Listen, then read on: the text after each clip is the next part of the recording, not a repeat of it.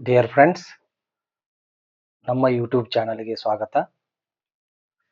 We continue the journey of English grammar course and spoken English course. ಈಗಾಗಲೇ ನಾವು tense ಚಾಪ್ಟರನ್ನು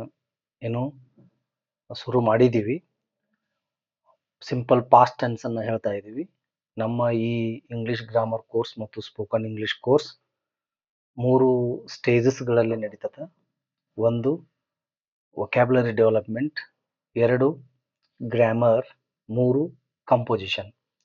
ಈ vocabulary development ಮತ್ತು grammar topics ಏನಿದಾವಲ್ಲ simultaneous ಆಗಿ ನಡೀತಾವ.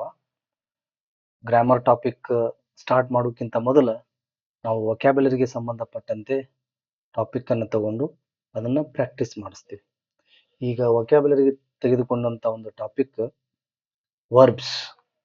ಈ ವರ್ಬ್ಸ್ 3 ಫಾರ್ಮ್ಗಳಲ್ಲಿ ಇರ್ತದೆ: V1, V2, V3. ಇಂಗ್ಲಿಷ್ ನಮಗೆ ಬರಬೇಕಂದ್ರೆ, ಅಂದರೆ ಮಾತಾಡಕ್ಕೆ ಬರಬೇಕಂದ್ರೆ, ಗ್ರಾಮರ್ ತಿಳಿಬೇಕಾದ್ರೆ ಈ ವರ್ಬ್ಸ್ಗಳ 3 ಪರಿಚಯ ಇರಬೇಕು. ವರ್ಬ್ ಫಾರ್ಮ್ಸ್ಗಳ ಪರಿಚಯ ಇರಬೇಕು. ಅವು ನಮಗೆ ಗೊತ್ತಿರಲೇಬೇಕು. ಅದಕ್ಕಾಗಿ ಈ ವರ್ಬ್ ಚಾಪ್ಟರನ್ನು ನಾವು ತಗೊಂಡಿವಿ. ಇದು ಕಂಟಿನ್ಯೂಸ್ ಆಗಿ ನಡೀತದೆ, ಕೊನೆಯ ಕ್ಲಾಸಿನವರೆಗೂ ಇರ್ತದೆ. ಈ ಕೋರ್ಸಿನ ಕೊನೆಯ ಕ್ಲಾಸಿನವರೆಗೂ ಇರ್ತದೆ. ಸುಮಾರು 400ರಿಂದ 500 ವಿಡಿಯೋಸ್ಗಳನ್ನು ನಾವು ಈ ಕೋರ್ಸ್ನಲ್ಲಿ ಮಾಡ್ತಾ ಇದ್ದೀವಿ. ಇಂಗ್ಲಿಷ್ ಗ್ರಾಮರ್ ಕೋರ್ಸ್ ಮತ್ತು ಸ್ಪೋಕನ್ ಇಂಗ್ಲಿಷ್ ಕೋರ್ಸ್ ಎಲ್ಲ ನಿಮ್ಮ ಕಾಂಪಿಟೇಟಿವ್ ಎಕ್ಸಾಮ್ಗೆ ಎಷ್ಟು ಗ್ರಾಮ್ಯಾಟಿಕಲ್ ಆರ್ ಗ್ರಾಮರ್ ಟಾಪಿಕ್ಸ್ ಇದಾವೋ ಅವೆಲ್ಲವುಗಳನ್ನು ಕವರ್ ಮಾಡ್ತೀವಿ. ಮ್ಯಾಕ್ಸಿಮಮ್ ನೀವು ನಿಮ್ಮ ಕಾಂಪಿಟೇಟಿವ್ ಎಕ್ಸಾಮ್ದಲ್ಲಿ ಇಂಗ್ಲಿಷ್ ಗ್ರಾಮರ್ಗೆ ಸಂಬಂಧಪಟ್ಟ ಹಾಗೆ ಹೆಚ್ಚು ಮಾರ್ಕ್ಸ್ಗಳನ್ನು ತಗೊಳ್ಬೇಕು. ಅದು ನಮ್ಮ ಉದ್ದೇಶ. ಮತ್ತು ನಿಮಗೆ ಗ್ರಾಮ್ಯಾಟಿಕಲ್ ಆಗಿ ಮಾತಾಡಲಿಕ್ಕೆ ಬರಬೇಕು. ಆ ಒಂದು ಉದ್ದೇಶವನ್ನು ಇಟ್ಕೊಂಡು ಈ ಕೋರ್ಸನ್ನು ನಾವು ಪ್ರಾರಂಭ ಮಾಡಿದ್ವಿ. ಮತ್ತು ಗ್ರಾಮರ್ ಎಲ್ಲ ಟಾಪಿಕ್ಗಳು ಮುಗಿದ ಮೇಲೆ ನಾವು ಕಂಪೋಸಿಷನ್ ಪಾರ್ಟನ್ನು ಸ್ಟಾರ್ಟ್ ಮಾಡ್ತೀವಿ. ಅಲ್ಲಿ ಡಿಸ್ಕ್ರಿಪ್ಟಿವ್ ಇರ್ತದೆ, ಅದು ಟ್ರಾನ್ಸ್ಲೇಷನ್ ಇರ್ತದೆ, ಆ್ಯಂಡ್ ಲೆಟರ್ ರೈಟಿಂಗ್ ಬರೆಯುವುದು, ಪ್ಯಾರಾಗ್ರಾಫ್ ಬರೆಯುವುದು, ಎಸ್ಸೆ ಬರೆಯುವುದು, ಪ್ರೆಸ್ಸಿ ರೈಟಿಂಗ್ ಬರೆಯುವುದು, ರಿಪೋರ್ಟ್ ರೈಟಿಂಗ್ ಬರೆಯುವುದು, ಅಡ್ವರ್ಟೈಸ್ಮೆಂಟ್ ರೈಟಿಂಗ್ ಬರೆಯುವುದು, ಇಂಥವುಗಳ ಬಗ್ಗೆ ಅಲ್ಲಿ ನಾವು ಚರ್ಚೆ ಮಾಡ್ತೀವಿ ಮತ್ತು ನಿಮಗೆ ತಿಳಿಸ್ಕೊಡ್ತೀನಿ.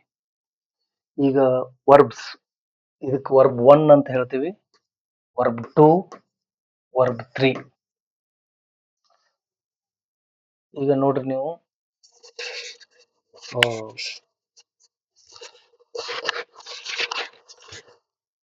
ಈ ವರ್ಬ್ 1, ವರ್ಬ್ 2, ವರ್ಬ್ 3, ಈ ಫಸ್ಟ್ ಕಾಲಮ್ಗೆ ಏನಂತೀವಿ ಅಂದ್ರೆ ವರ್ಬ್ 1 ಅಂತಲೂ ಹೇಳ್ಬೋದು, ನೀವು ಪ್ರೆಸೆಂಟ್ ಫಾರ್ಮ್ ಅಂತ ಹೇಳ್ಬೋದು, ಪ್ರೆಸೆಂಟ್ ಟೆನ್ಸ್ ಫಾರ್ಮ್ ಅಂತ ಹೇಳ್ಬೋದು, ಬೇಸ್ ವರ್ಬ್ ಅಂತ ಹೇಳ್ಬೋದು, ರೂಟ್ ವರ್ಬ್ ಅಂತ ಹೇಳ್ಬೋದು, ಮೇನ್ ವರ್ಬ್ ಅಂತಲೂ ಹೇಳ್ಬೋದು. ಓಕೆ, ಈಗ ನೋಡ್ರಿ, ನಿಮಗೆಲ್ಲ ಸಾಧಾರಣವಾಗಿ ಫಸ್ಟ್ ಫಾರ್ಮು ಗೊತ್ತಿರ್ತದೆ, but second form third form ಗೊತ್ತಿರೋದಿಲ್ಲ. ಅದಕ್ಕಾಗಿನೇ ನಮಗೆ ಇಂಗ್ಲಿಷ್ ಮಾತಾಡಕ್ಕೆ ಬರೋದಿಲ್ಲ ಮತ್ತು ಗ್ರಾಮರ್ ಅರ್ಥ ಆಗೋದಿಲ್ಲ ಮತ್ತು ಕಾಂಪಿಟೇಟಿವ್ ಎಕ್ಸಾಮ್ದಲ್ಲಿ ಭಾಳ ಕಡಿಮೆ ಮಾರ್ಕ್ಸನ್ನು ತಗೊಳ್ತಾ ಇದ್ದೀವಿ. ಅದಕ್ಕಾಗಿನೇ ನಾನು ಮೊದಲ ವೊಕ್ಯಾಬ್ಯುಲರಿಗೆ ಸಂಬಂಧಪಟ್ಟಂಥ ಟಾಪಿಕ್ಕನ್ನು, ಈ ವರ್ಬ್ಸ್ಗಳನ್ನು ತಗೊಂಡಿದ್ದೀನಿ. ಭಾಳ ಕಾಮನ್ ವರ್ಬ್ಸನ್ನು ನಾನು ಕೊಡ್ತಾ ಇದ್ದೀನಿ. ಈಗಾಗಲೇ 200ಕ್ಕಿಂತ ಹೆಚ್ಚು ವರ್ಬ್ಗಳನ್ನು ನಾವು ಚರ್ಚೆ ಮಾಡಿದ್ದೀನಿ, ಪ್ರಾಕ್ಟೀಸ್ ಮಾಡಿದ್ದೀನಿ. ಈ ಚಾಪ್ಟರ್ ಮುಗಿದ ಮೇಲೆ, ವರ್ಬ್ ಚಾಪ್ಟರ್ ಮುಗಿದ ಮೇಲೆ ಇನ್ನು ಮ್ಯಾಕ್ಸಿಮಮ್ 5 to 10 ಡೇಸ್ ಆಗ್ಬೋದು. ಇದು ಮುಗಿದ ಮೇಲೆ ನಾನು ವೊಕ್ಯಾಬ್ಯುಲರಿಗೆ ಸಂಬಂಧಪಟ್ಟ ಹಾಗೆ ಇನ್ನೊಂದು ಟಾಪಿಕ್ಕನ್ನು ತಗೊಳ್ತಾ ಇದ್ದೀನಿ, 1 ವರ್ಡ್ ಸಬ್ಸ್ಟಿಟ್ಯೂಷನ್. ಎಲ್ಲ ನಿಮ್ಮ ಕಾಂಪಿಟೇಟಿವ್ ಬರುವಂಥ vocabulary topics, development topics, idioms, phrasal verbs, ನೋಡಿ ಇಂಪಾರ್ಟೆಂಟ್ ಇವೆಲ್ಲ ಮೇಲಿಂದ ಮೇಲೆ ನಾನು ಹೇಳ್ತಿರ್ತೀನಿ. ಅದಕ್ಕಾಗಿ ವಿಡಿಯೋಗಳನ್ನು ತಪ್ಪದೇ ನೋಡಿ. ನಮ್ಮ ವಿಡಿಯೋಸ್ಗಳನ್ನು ಲೈಕ್ ಮಾಡಿರಿ, ಶೇರ್ ಮಾಡಿರಿ, ಸಬ್ಸ್ಕ್ರೈಬ್ ಮಾಡಿರಿ. ಓಕೆ, ಈಗ verbs: write, wrote, written, common word. Verb: identify, identified, identified, ಗುರುತಿಸು. ಇದು ಬರೆ, ನಿಮಗೆಲ್ಲರಿಗೂ ಗೊತ್ತಿದೆ. ಇದು ಗುರುತಿಸು, ಐಡೆಂಟಿಫೈ. ನಿಮ್ ಕ್ವಶನ್ ದಲ್ಲಿ ಬಂದಿರ್ತದ ನೋಡ್ರಿ maximum. Identify the following sentence like this. Improve, improved, improved. ಸುಧಾರಿಸು, ಸುಧಾರಣೆ ಮಾಡು. Increase, increased, increased. ಹೆಚ್ಚಿಸು, ಹೆಚ್ಚು ಮಾಡು. Include, included, included. ಒಳಗೊಳ್ಳು. ಇವುಗಳನ್ನು ನಾವು 3 ಸಲ ರಿಪಿಟೇಷನ್ ಮಾಡ್ತಾ ಇದೀವಿ. ಈಗ ನೋಡ್ರಿ, write, wrote, return. Write, wrote, return. Write, wrote, return. Identify, identified, identified. Identify, identified, identified. Improve, improved, improved. Improve, improved, improved. Improve, improved, improved. Increase, increased, increased. Increase, increased, increased. Increase, increased, increased. Include, included, included. Included, include, included, included. Include, included, included. ಈ ತರ ನೀವು 3 ಸಲ 5 ಸಲ practice ಮಾಡಬೇಕು, ಅಂದ್ರ ನೆನಪಿನಲ್ಲಿ ಉಳಿತದ. ನೀವು ಸಾಕಷ್ಟು ವರ್ಬ್ಗಳನ್ನ ನಿಮ್ಮ ಡೇ ಟು ಡೇ ಲೈಫ್ದಲ್ಲಿ ಬಳಕೆ ಮಾಡ್ತಿರ್ತೀರಿ, ಆದರೆ ಅವುಗಳ ಕಡೆ ನಿಮಗೆ ಗಮನ ಇರುವುದಿಲ್ಲ. ಸುಮ್ಮನೆ ಹೇಳ್ಬಿಡ್ತೀರಿ, ಅಲ್ಲಿಗೆ ಏನು ಕಂಟಿನ್ಯೂ ಮಾಡ್ತೀರಿ ನಿಮ್ಮ ಕಾನ್ವರ್ಸೇಷನ್ ಅನ್ನ.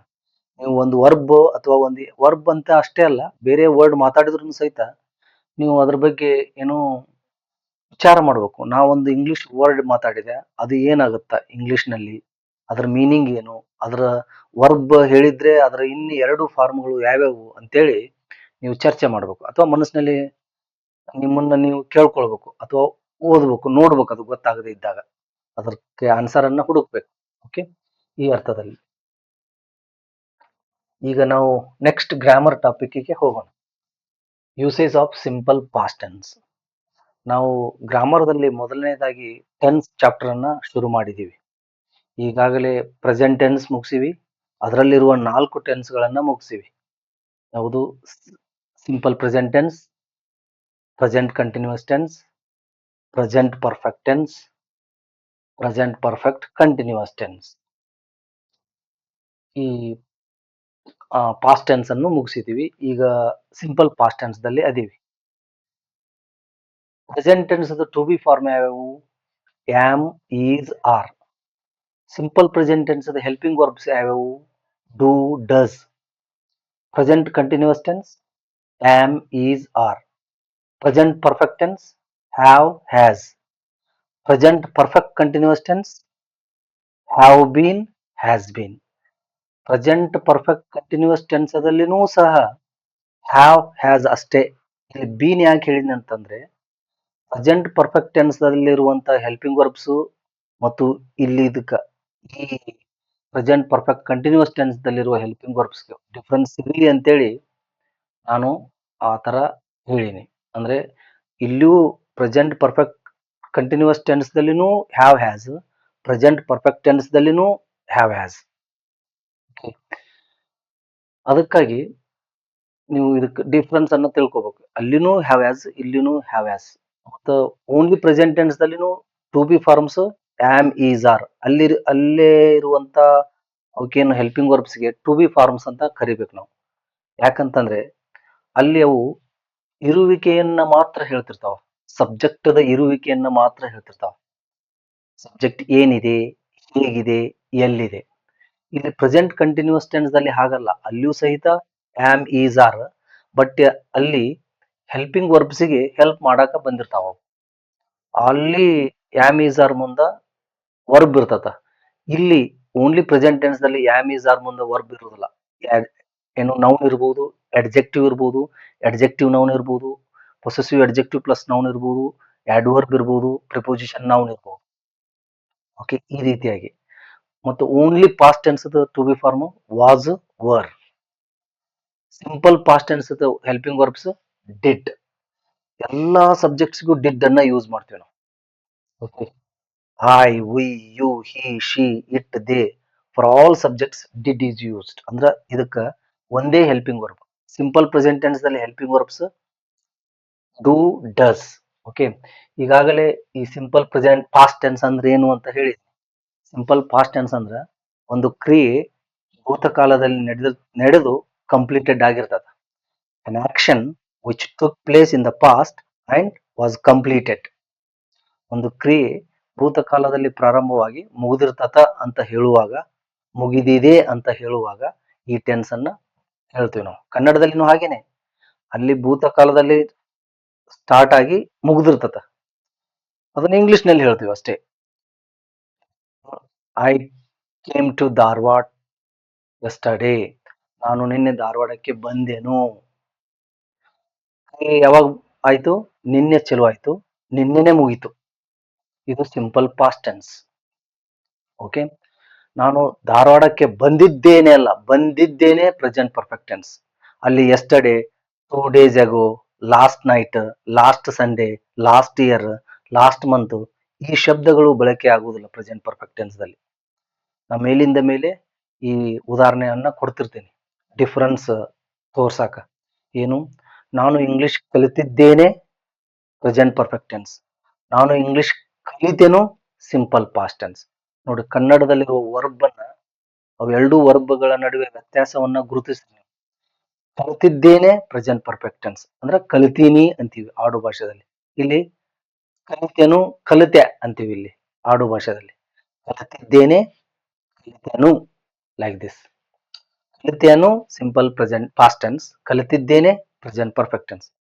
ಮತ್ತೆ ಈಗ ಹೇಳ್ತಾ ಇದ್ದೀನಿ ನಾನು, ಮತ್ತೆ ಯಾವ ಯಾವ ಸಂದರ್ಭದಲ್ಲಿ ಸಿಂಪಲ್ ಪಾಸ್ಟ್ ಟೆನ್ಸ್ ಅನ್ನ ನಾವು ಬಳಕೆ ಮಾಡ್ತೀವಿ. ಮೊದಲನೇದಾಗಿ ಹೇಳಿದೀನಿ, ಸಿಂಪಲ್ ಪಾಸ್ಟ್ ಟೆನ್ಸ್ ಅನ್ನ ನಾವು ಎಲ್ಲಿ ಬಳಕೆ ಮಾಡ್ತೀವಿ? ಒಂದು ಕ್ರಿಯೆ ಪಾಸ್ಟದಲ್ಲಿ ಪ್ರಾರಂಭವಾಗಿ ಪಾಸ್ಟದಲ್ಲೇನೆ ಕಂಪ್ಲೀಟ್ ಆಗಿರ್ತದೆ. ಭೂತಕಾಲದಲ್ಲಿ ಪ್ರಾರಂಭವಾಗಿ ಭೂತಕಾಲದಲ್ಲಿ ಕಂಪ್ಲೀಟೆಡ್ ಆಗಿರ್ತದೆ. ಅಂತ ಸಂದರ್ಭವನ್ನು ಹೇಳುವಾಗ ಸಿಂಪಲ್ ಪಾಸ್ಟ್ ಟೆನ್ಸ್ ಅನ್ನ ಹೇಳ್ತೀವಿ. ಮತ್ತೆ ಯಾವಾಗ ಯೂಸ್ ಮಾಡ್ತೀವಿ? ಒಂದು ಕ್ರಿಯೆ ಅಥವಾ ಇಂಡಿಕೇಟ್ ಪಾಸ್ಟ್ ಹ್ಯಾಬಿಟ್ಸ್. ಭೂತಕಾಲದಲ್ಲಿ ನಾವು ಒಂದು ಹವ್ಯಾಸವನ್ನ ಇಟ್ಕೊಂಡಿರ್ತೀವಿ, ಅದನ್ನ ಈಗ ಹೇಳ್ತಿರ್ತೀವಿ. ನನ್ನ ಹವ್ಯಾಸ ಅದಾಗಿತ್ತು ಅಂತ ಹೇಳುವಾಗ ಈ ಟೆನ್ಸ್ ಅನ್ನು ಬಳಕೆ ಮಾಡ್ತೀವಿ. For example, I studied many hours. ಬಹಳಷ್ಟು ಗಂಟೆ ಸ್ಟಡಿ ಮಾಡಿದೆ, ಅಭ್ಯಾಸ ಮಾಡಿದೆ, ಮಾಡಿದ್ದೇನೆ ಅಲ್ಲ, ನಾನು ಬಹಳಷ್ಟು ಅವರ್ಸ್ ಅಭ್ಯಾಸ ಮಾಡಿದ್ದೇನೆ ಪ್ರೆಸೆಂಟ್ ಪರ್ಫೆಕ್ಟ್ ಟೆನ್ಸ್. ಮಾಡಿದೇನು ಸಿಂಪಲ್ ಪಾಸ್ಟ್ ಟೆನ್ಸ್. ನೀವು ಸಾಂದರ್ಭಿಕವಾಗಿ ಅಭ್ಯಾಸ ಮಾಡಿದ್ದೇನೇನೆ ಅಂತೀರಿ, ಸಾಂದರ್ಭಿಕವಾಗಿ ಅಭ್ಯಾಸ ಮಾಡಿದೇನು ಅಂತೀರಿ. ಮಾಡಿದೇನು ಅಂದಾಗ ಸಿಂಪಲ್ ಪಾಸ್ಟ್ ಟೆನ್ಸ್ ಅನ್ನ ಬಳಕೆ ಮಾಡಬೇಕು. Subject V two object. ಮಾಡಿದ್ದೇನೆ ಅಂದಾಗ ಪ್ರೆಸೆಂಟ್ ಪರ್ಫೆಕ್ಟ್ ಟೆನ್ಸ್ ಅನ್ನ ಯೂಸ್ ಮಾಡಬೇಕು. I have studied many hours. ಇಲ್ಲಿ ಪ್ರೆಸೆಂಟ್ ಪರ್ಫೆಕ್ಟ್ ಟೆನ್ಸ್ ದಲ್ಲಿ ಎಸ್ಟರ್ಡೇ ಅಂತವು ಪಾಸ್ಟ್ ಟೆನ್ಸ್ ತೋರಿಸುವಂತ ವರ್ಡ್ಸ್ ಗಳನ್ನ ಯೂಸ್ ಮಾಡೋದಿಲ್ಲ ನಾವು. ಓಕೆ, ಈಗ ಅಂತ ನಾವು ಪಾಸ್ಟ್ ಹ್ಯಾಬಿಟ್ಸ್ ಅನ್ನ ಇಂಡಿಕೇಟ್ ಮಾಡುವಾಗ ನಾವು ಸಿಂಪಲ್ ಪಾಸ್ಟ್ ಟೆನ್ಸ್ ಅನ್ನ ಬಳಕೆ ಮಾಡ್ತೀವಿ. ಹಿಂದಿನ ವಿಡಿಯೋಸ್ ಗಳನ್ನ ನೋಡಿ ಕ್ಲಿಯರ್ ಆಗಿ ಅರ್ಥ ಆಗುತ್ತೆ. ಮತ್ತೆ ಯಾವ ಸಂದರ್ಭದಲ್ಲಿ ನಾವು ಅದನ್ನು ಬಳಸ್ತೀವಿ ಸಿಂಪಲ್ ಪಾಸ್ಟ್ ಟೆನ್ಸ್ ಅನ್ನ? ನಾವು ಹೆಚ್ಚು ಇಲ್ಲಿ ಅಫರ್ಮೇಟಿವ್ ಸೆಂಟೆನ್ಸ್ ಅನ್ನ ನೋಡ್ತಿರ್ತೀವಿ. ಅಫರ್ಮೇಟಿವ್ ಸೆಂಟೆನ್ಸ್ಗೆ ಒಂದ್ರ ಮೇಲೆನೆ ನೀವು ಗಮನ ಕೊಡಬಾರ್ದು. ಸೆಂಟೆನ್ಸ್ ಗಳಲ್ಲಿ 4 ಪ್ರಕಾರಗಳದಾವ: affirmative, negative, interrogative, negative interrogative. ನೀವು ಅಫರ್ಮೇಟಿವ್ ಮಾಡಿದ್ರೆ ಅದರ ಉಳಿದ 3 ಸೆಂಟೆನ್ಸ್ಗಳು ಮಾಡಕ್ ಬರ್ತಿರ್ಬೇಕು. ಓಕೆ, ಏನು ಬಿಲ್ಡ್ ಮಾಡಕ್ ಬರ್ತಿರ್ಬೇಕು. ಈಗ ನೋಡ್ರಿ, ಮತ್ತೆ ಯಾವ ಸಂದರ್ಭದಲ್ಲಿ ಬಳಸ್ತೀವಿ ಅದನ್ನ? So express an action which had a period of time in the past is ended now. ಒಂದು ಕ್ರಿಯೆ ಪೀರಿಯಡ್ ಆಫ್ ಟೈಮ್, ಸ್ವಲ್ಪ ಟೈಮ್ನವರೆಗೆ ಏನು ಇರ್ತತ, ಕಂಪ್ಲೀಟೆಡ್ ಆಗಿರ್ತದ. ಓಕೆ, ಈ ಎಕ್ಸಾಂಪಲ್ ಕೊಟ್ರೆ ನಿಮ್ಗೆ ಗೊತ್ತಾಗುತ್ತೆ. Simple past tense is use to express an action. ಒಂದು ಕ್ರಿಯೆಯನ್ನ ಎಕ್ಸ್ಪ್ರೆಸ್ ಮಾಡಾಕ, ವ್ಯಕ್ತ ಮಾಡಾಕ ನಾವು ಅದನ್ನ ಬಳಸ್ತೀವಿ.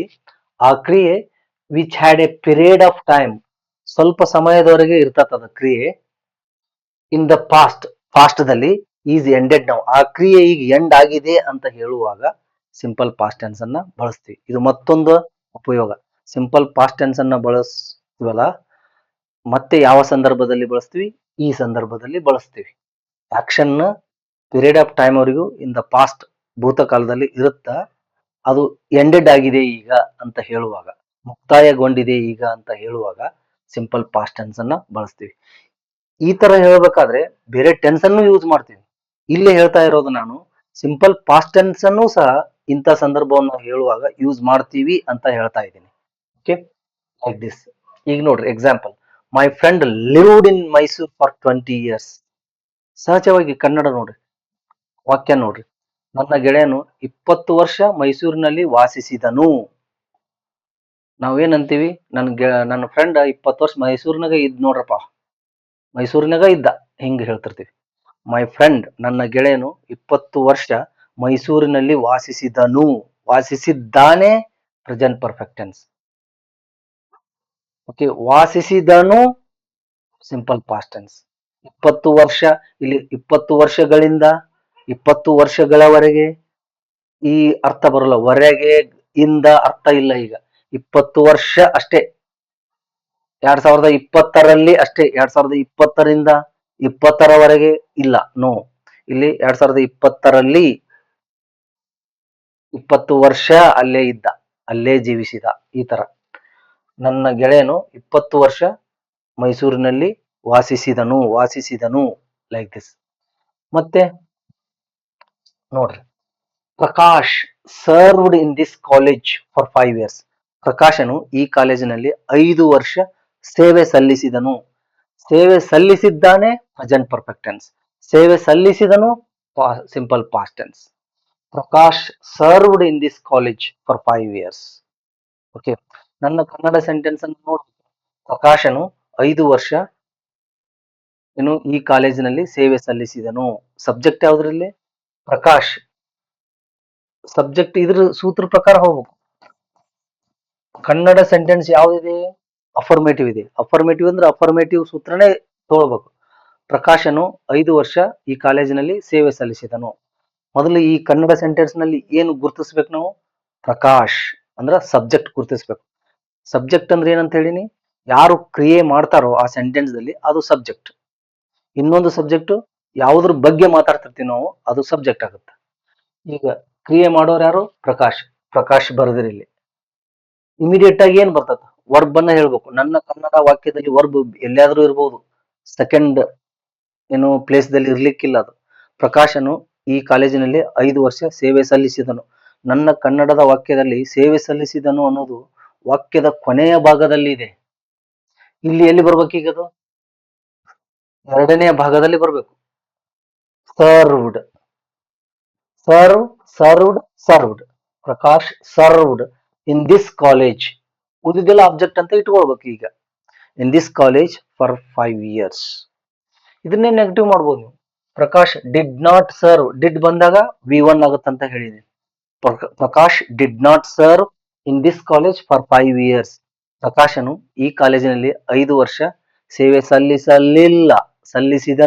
ಸಲ್ಲಿಸಲಿಲ್ಲ. ಇದನ್ನ ಇಂಟ್ರಾಗೇಟಿವ್ ಮಾಡಬಹುದು. ಡಿಡ್ ಈ ಕಡೆ ತಂದ್ಬಿಡ್ಬೋದು. ನಾ ಹೇಳಿದೀನಲ್ಲ, ಯಾವುದೇ ನೆಗೆಟಿವ್ ವಾಕ್ಯವನ್ನು ಮಾಡುವಾಗ ಆಯಾ ಟೆನ್ಸಿನ ಹೆಲ್ಪಿಂಗ್ ವರ್ಬ್ ಮುಂದೆನೆ ನಾಟ್ ಯೂಸ್ ಮಾಡಬೇಕು. ಅದಕ್ಕೆ ಈ ಸೆಂಟೆನ್ಸ್ ನಲ್ಲಿ ಹೆಲ್ಪಿಂಗ್ ವರ್ಬ್ ಅಫರ್ಮೇಟಿವ್ ದಲ್ಲಿ ಇರುವುದಿಲ್ಲ. ಸಿಂಪಲ್ ಪ್ರೆಸೆಂಟ್ ಟೆನ್ಸ್ ನಲ್ಲಿ ಮತ್ತು ಸಿಂಪಲ್ ಪಾಸ್ಟ್ ಟೆನ್ಸ್ ದಲ್ಲಿ ಹೆಲ್ಪಿಂಗ್ ವರ್ಬ್ ಅಫರ್ಮೇಟಿವ್ ಸೆಂಟೆನ್ಸ್ ದಲ್ಲಿ ಇರುವುದಿಲ್ಲ. ಯಾಕಂದ್ರೆ ಇಲ್ಲಿ ನೋಡಿ, ಇಮಿಡಿಯೇಟ್ ಆಗಿ V2 ಬಂದಿದೆ, ಇಲ್ಲಿ ಅಲ್ಲಿ V1 ಬಂದಿರ್ತದ ಸಿಂಪಲ್ ಪಾಸ್ಟ್ ಪ್ರೆಸೆಂಟ್ ಟೆನ್ಸ್ ದಲ್ಲಿ. ಈಗ ನೋಡ್ರಿ, Prakash did not serve. Did ಮುಂದೆ ನಾಟ್ ಬಂದಿದೆ ನೋಡಿ. Did not serve in this college for 5 years. ನಿಮ್ಗೆ ಇಂಟ್ರಾಗೇಟಿವ್ ಮಾಡ್ಬೇಕಾದ್ರೆ ಪ್ರಕಾಶನು ಈ ಕಾಲೇಜಿನಲ್ಲಿ 5 ವರ್ಷ ಸೇವೆ ಸಲ್ಲಿಸಿದಾನೆ. Did Prakash serve in this college for 5 years. Negative interrogative ಮಾಡ್ಬೇಕಾದ್ರೆ subject helping verb plus not. Didn't Prakash serve in this college for 5 years? Question mark. Did Prakash not ಅಂತ ಬರೆದ್ರು ಓಕೆ, ಸಬ್ಜೆಕ್ಟ್ ಮುಂದೆ ನಾಟ್ ಯೂಸ್ ಮಾಡಿದ್ರು ಓಕೆ. ಈ ತರ ವಾಕ್ಯಗಳನ್ನ ಕಟ್ಕೊಳ್ಬಹುದು. ಇದು ಹಾಗೆ ನೋಡ್ರಿ, my friend did not live in Mysore for 20 years. ನನ್ನ ಗೆಳೆಯನು 20 ವರ್ಷ ಮೈಸೂರಿನಲ್ಲಿ ವಾಸಿಸಲಿಲ್ಲ. Did my friend live in Mysore for 20 years? ನನ್ನ ಗೆಳೆಯನು 20 ವರ್ಷ ಮೈಸೂರಿನಲ್ಲಿ ವಾಸಿಸಿದನೇ. Didn't my friend live in this in Mysore for 20 years? ನನ್ನ ಗೆಳೆಯನು 20 ವರ್ಷ ಮೈಸೂರಿನಲ್ಲಿ ವಾಸಿಸಲಿಲ್ಲವೇ? ವಾಸಿಸಿದನು, ವಾಸಿಸಲಿಲ್ಲ, ವಾಸಿಸಿದನೇ, ವಾಸಿಸಲಿಲ್ಲವೇ. ಇದು ಸಿಂಪಲ್ ಪಾಸ್ಟ್ ಟೆನ್ಸ್. ಈ ತರ ವಾಕ್ಯಗಳನ್ನ ಅಥವಾ ವರ್ಬ್ ಗಳನ್ನ ಹೇಳ್ತಿರ್ತೀವಲ್ಲ, ಅದು ಸಿಂಪಲ್ ಪಾಸ್ಟ್ ಟೆನ್ಸ್ ಅಂತ ತಿಳ್ಕೋಬೇಕು. ನೀವು 4 ವಾಕ್ಯಗಳಲ್ಲಿ ಯಾವ್ದಾದ್ರೂ ಮಾತಾಡಿರ್ತಾರೆ. ಆಯಾ ವಾಕ್ಯ ಆಯಾ ಟೆನ್ಸ್ಗೆ ಅನುಗುಣವಾಗಿ ನಮ್ಮ ವಾಕ್ಯಗಳನ್ನ ಕಟ್ಕೊಳ್ಬೇಕು. ಇದು ಕನ್ನಡದ ಮೂಲಕ ಕಲಿಯುವುದು ಸ್ವಲ್ಪ ಟೈಮ್ ತಗೊಳುತ್ತಾ, ಸ್ವಲ್ಪ ಮನಸ್ಸಿಗೆ ಕಿರಿಕಿರಿ ಆದಂಗ ಆಗತ್ತ, ಸುತ್ತಿ ಬಳಸಿ ಮಾತಾಡ್ದಂಗ ಆಗತ್ತ.